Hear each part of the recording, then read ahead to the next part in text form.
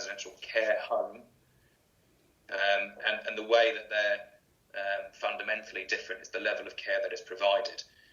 Assisted living scheme offers the residents a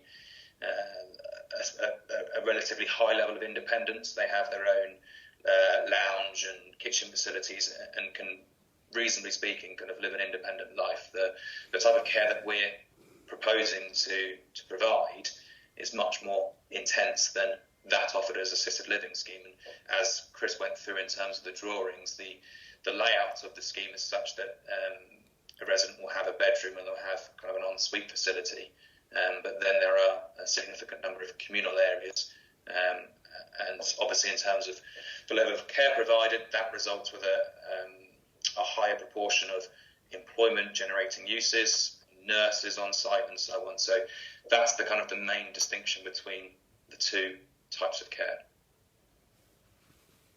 In terms then of the needs assessment, I recognise what you're saying, that yes, we don't have the information to hand. It's work that we will provide in advance of the application, and it's something that if the Town Council would like to see it, we're more than happy to share that. That would be very, very useful. Thank you.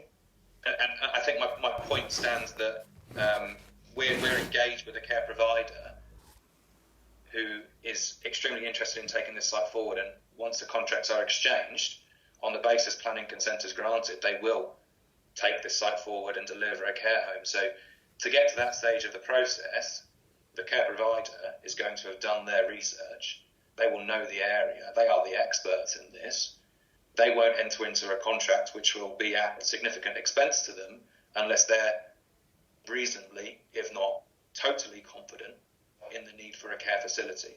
And I think it's something that's probably worth highlighting, that most care operators, when they run a site, will not run at 100% capacity.